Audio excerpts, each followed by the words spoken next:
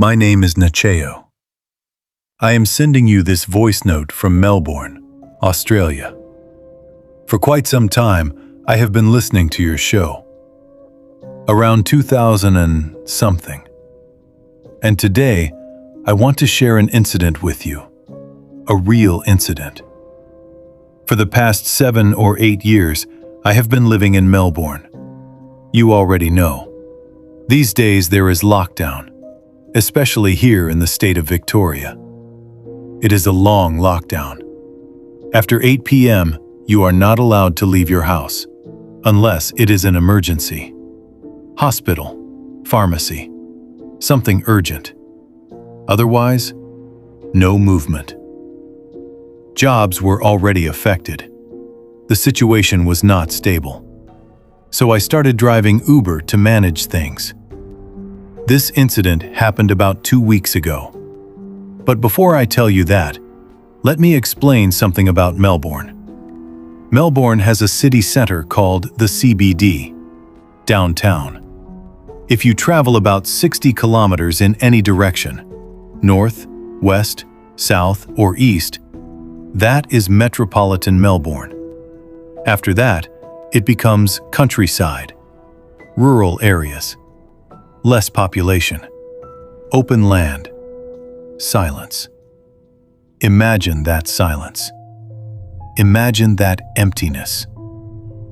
I was near the CBD, downtown. I received a ride request from a hospital. The passenger's name was David. I still remember the name because of what happened. I reached the location, looked at the app, and then a girl got into the car. She sat in the front passenger seat. We started the ride. It was about 6 or 7 kilometers, 4 to 5 minutes drive. We began casual conversation. She asked me what I do, where I am from, whether I study or work. I told her briefly about myself. Then I asked about her. She said she studies medicine at the University of Melbourne. We talked lightly. Normal conversation. Nothing strange, at least at first. Then, she said something that made me uneasy. She said she is interested in witchcraft. She said she studies it, that she finds it fascinating. Her tone was calm, almost casual. I felt uncomfortable, but I did not show it. I just responded with small answers. Yes. No. Okay. She started explaining more. Details.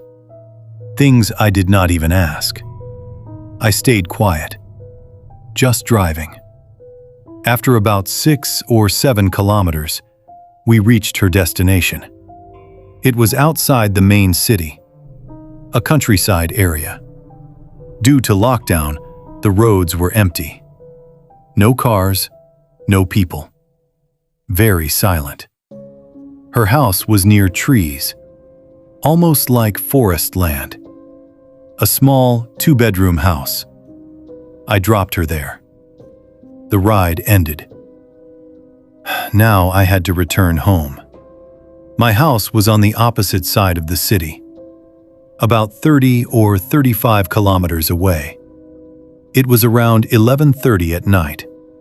I started driving back. The countryside road. Dark. No streetlights. Only my headlights cutting through the darkness. Left side, complete darkness.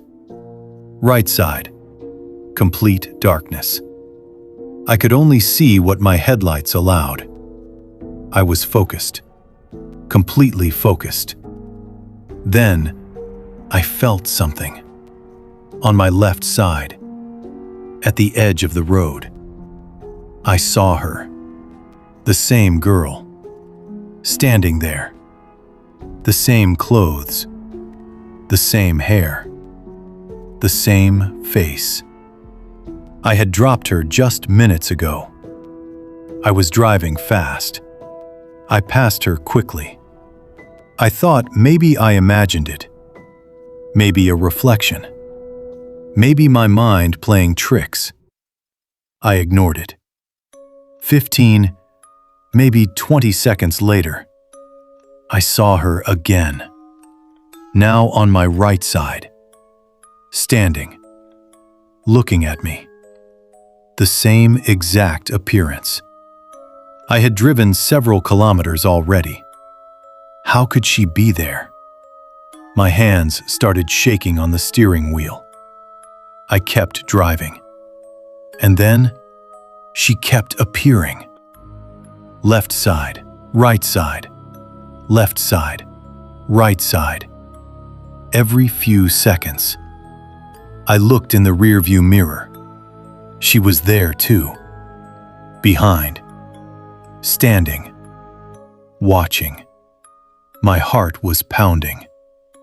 I felt like I would lose control of the car. I started reciting prayers. Everything I could remember. Over and over. My voice trembling. Sweat forming on my forehead. The road seemed endless.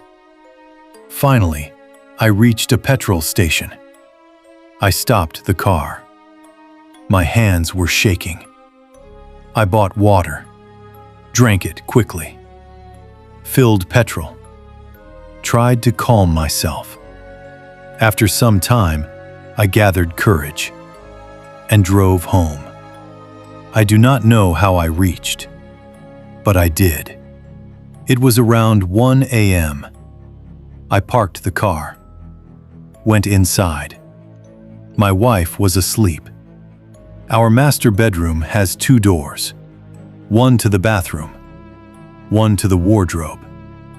I drank some water, lay down on the bed, did not wake my wife. I was exhausted. Then I felt something. The wardrobe door, slowly opening. I looked. I saw it clearly. The door moved, and from behind it, she peeked.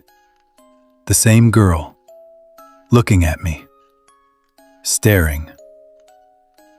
Our eyes locked. I was terrified, but I could not look away.